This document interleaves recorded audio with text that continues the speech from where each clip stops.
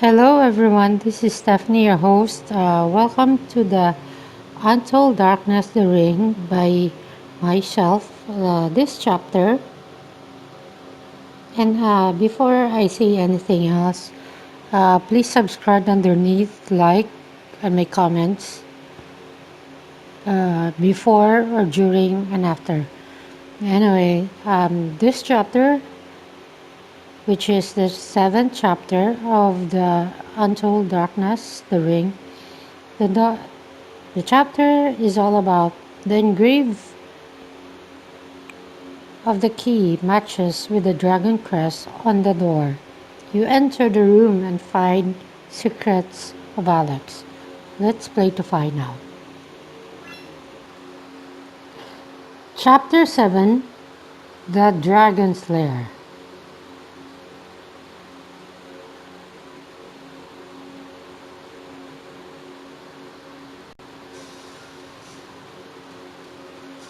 It's the day after your movie night with Alex. Though you can't be sure when it happened, at point a dragon key ended up in your pocket, driven by a desire to know more about this mysterious key. You decide to sneak inside the ST.CYR house. You have to know who is whose this red-eye vampire is, and unravel the mystery of how Alex is connected to it.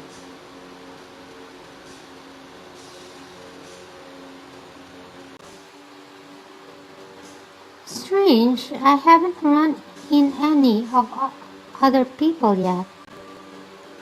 I don't know why, but I haven't been able to shake off the feeling that someone is watching me.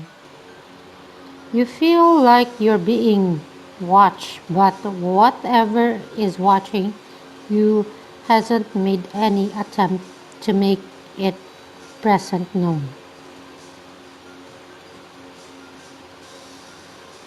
Okay? Y- you eventually arrive at your destination. The thick, imposing door with a dragon crest that's on the key you're holding. Could the answer to my question be hidden somewhere behind this door? Insert the key to the door. You feel something moving inside and hear it unlock. You push the door, which makes a low creaking sound as it opens.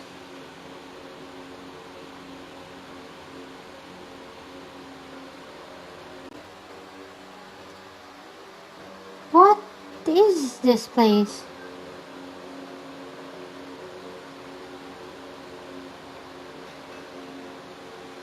On the other side of the door is a small room with walls that are lined with bookshelves stretching up to the ceiling. But there's so many books in there that is overwhelming. Every inch of the wall is covered with them. Whoa, what a giant library! Each book looks really old. I wonder if I can take down and have a look. Which book should I pick? I got two choices. Choose a collection of letters about finding the Rosedale or Tales of Orchestra.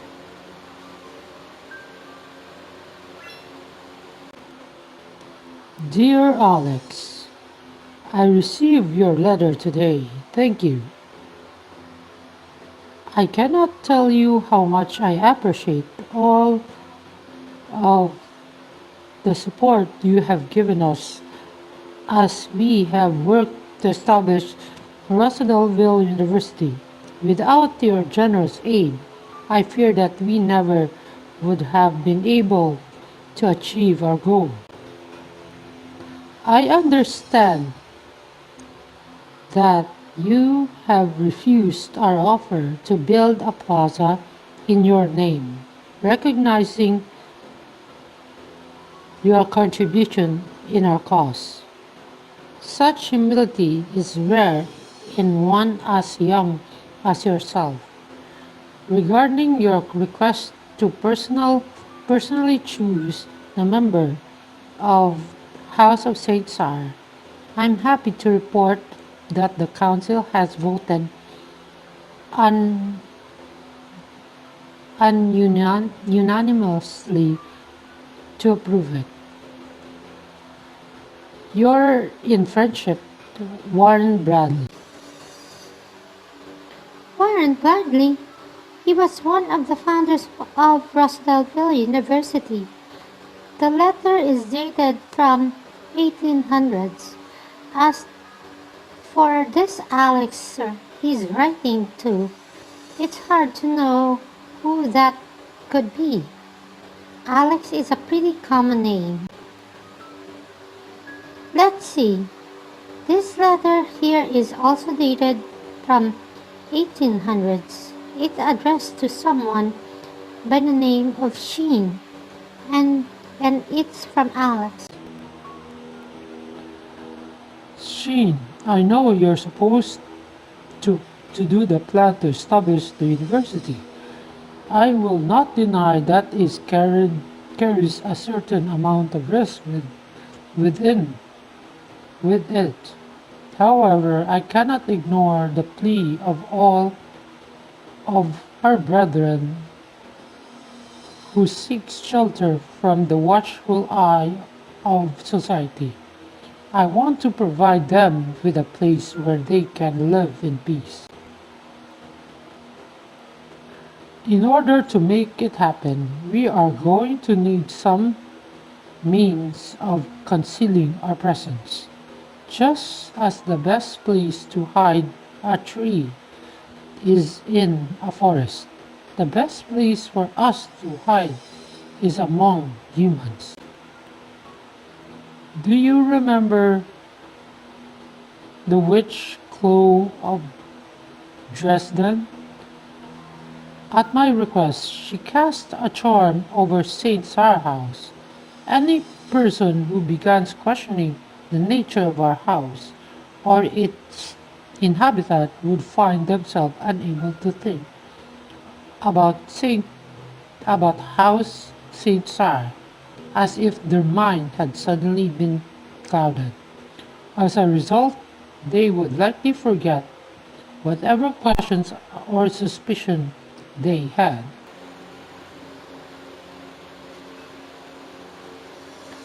But those meddlesome hunters have a jewelry and such that can render this sort of magic ineffective. Thus, we cannot rely on the witch charm to keep us hidden. I do not expect you to agree with the decisions I have made, but I do ask for to wait before rendering judgment. Sheen, I promise you that your fear are unfounded. As my young brother, I hope your mind is put to ease, at least somewhat, Alex. Our brethren who seek shelter from the watchful eye of society? And what all this about a witch and magic?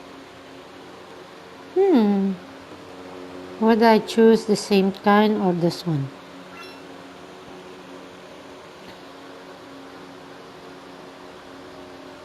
In the years of our Lord 1460, Imperial force invaded the land orchestra. Their campaign was both brutal and ruthless in the extreme. Score of innocents were killed, run through the spear-wielding soldiers. The streets were lined with their corpses piled on top of each other in great heap, to the point that they formed walls on either side of the road. The river ran red with blood, and homes and livestock were engulfed in flame.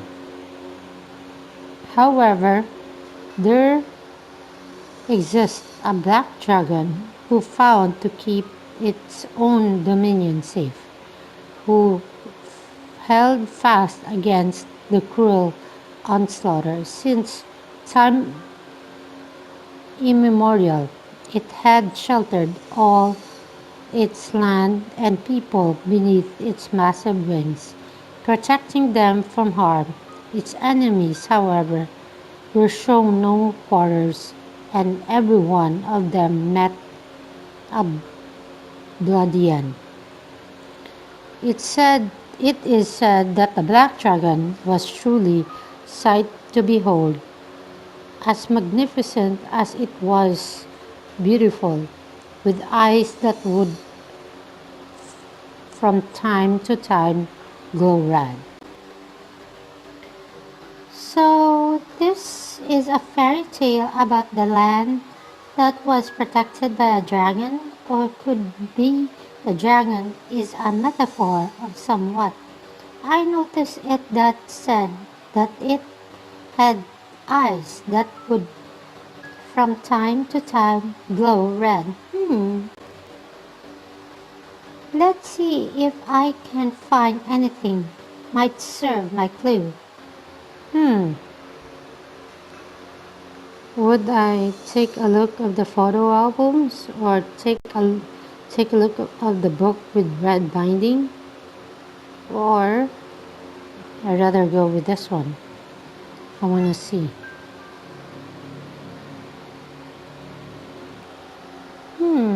Okay. This is a photo album. It does look old. Seems like it mostly pictures of a family. Some of the photos came unstuck and have been collected into a stack and inserted between the pages. The old of the picture aren't photos, but paintings. You pick one of them out and took look at it. It depicts two smiling boys sitting under a tree in the yard reading a book. Out of random curiosity, you turn the pictures over and look at the back. When you see what's written there, your eyes widen. 1402, Alec and Sean? There's that name again. Yet another Alex. This looks like a portrait of a family. Those two boys are in this one too. It looks like they're brothers. Ah, here's a painting of two brothers. I've got to say, one of the boys, two boys, looks like Alex. And I know he's so cute. So you continue to look at the various paintings and you notice something strange. 1415, 1442, and 1487.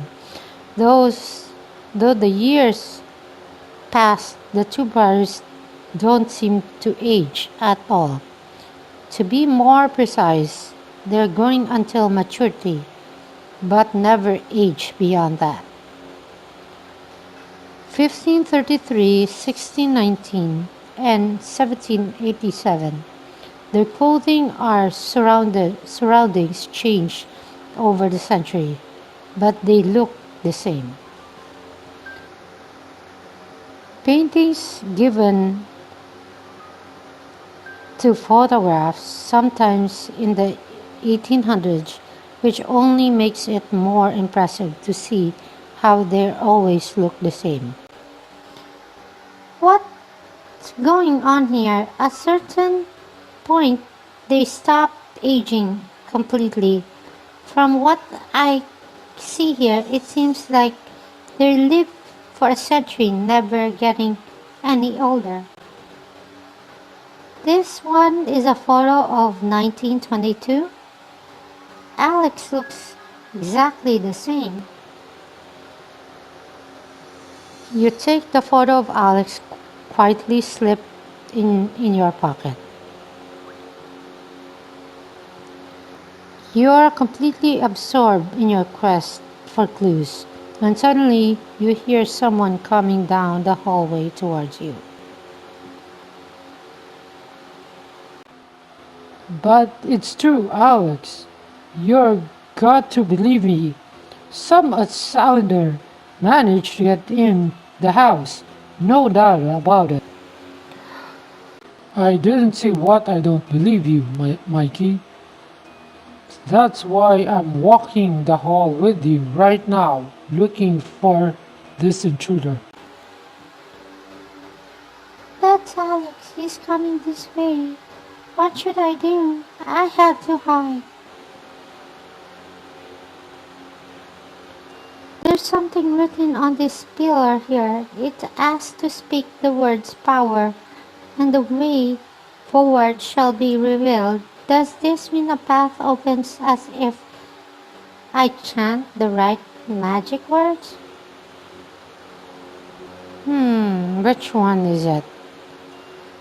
Do I speak death is not peace, death is impartial, death is not the end?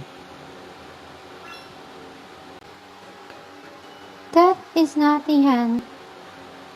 You touch the pillar and say these words, but it shows no sign of moving. Maybe I got it wrong. What do I do? Alex is going to find me. What's going on? I feel this tightly in my chest. I can't breathe. What's wrong with me? I can't manage to stay standing. Once you find out what I really am, I'm either have to kill you or erase your mind. I can't kill you, you just meant too much to me. I hear a voice coming from far off. It's that Alex. I can no longer open my eyes. Having collapsed on the cold ground, you feel someone gentle picks you up in their arms just before you completely drift out of consciousness.